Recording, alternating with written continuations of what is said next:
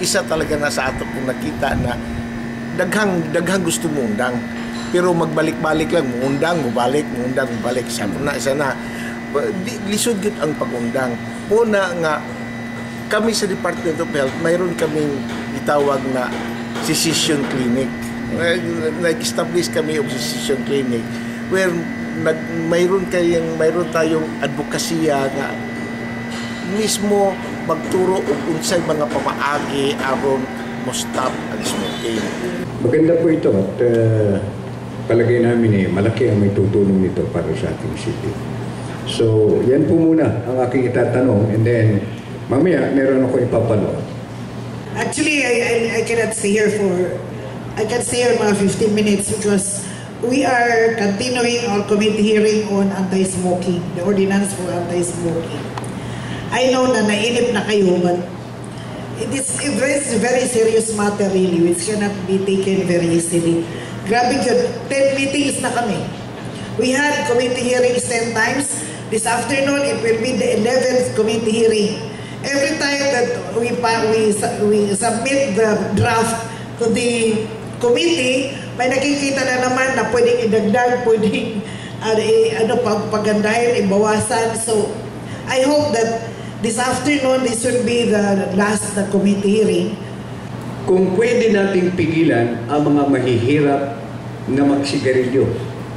Ang kanya iba Dahil kasi naranasan daw niya nung ma-stroke siya dahil daw sa sigarilyo. So, napagtanto niya, napag-aralan niya sa kanyang sarili na kung wala pala siyang pera, anong mangyayari sa kanya? I did not know that there is an existing law on the limitation of cigarette smoking, regulating the purchase of cigarettes, because for the reason that you cannot see the graphic health sign on the package if you buy by stick.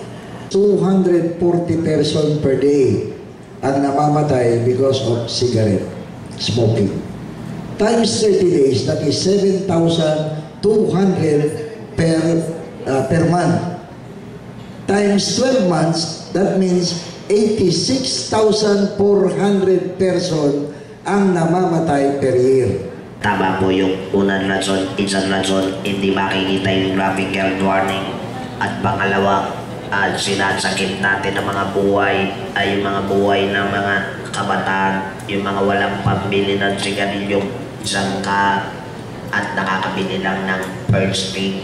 Kapag binagbawal natin yun, hindi na sila mag-uumpisang manigarilyo. Daw, yung mga sinabi naman natin, para bang kawawa naman yung mga mahirap, hindi na makabili ng sigarilyo. Katunayan, hindi natin dinidiscriminate yung mga mahirap dyan. Tinutulungan pa natin sila. Alam niyo po kung bakit? Kapag nagkasakit ang mayaman na nakakabili ng rim na sigarilyo, meron silang panggastos sa ospital at gumagaling sila. Yung iba gumagaling, pero yung mahirap, kapag nagkasakit po kayo sa sigarilyo, sino nahihirapan? Gobyerno. Sisisihin pa natin yung gobyerno, sasabihin natin pati hindi kayo tinulungan. Sa mga public utility, sa mga kalabas, hindi rin nasunod ng mga ordinance, mga batas. Marami pa rin na nigarilyo sa mga public transport, sa mga hindi designated area. Sana po, yung implementation ng batas na strength. Actually, si Dr. Bago ata ang nasa health ng city. During the campaign, yung anti-smoking stickers na pinag-post namin sa mga utility vehicles, sa mga jeeps and tricycles, naglagay na nga kami ng mga no smoking sign to include sa mga establishment.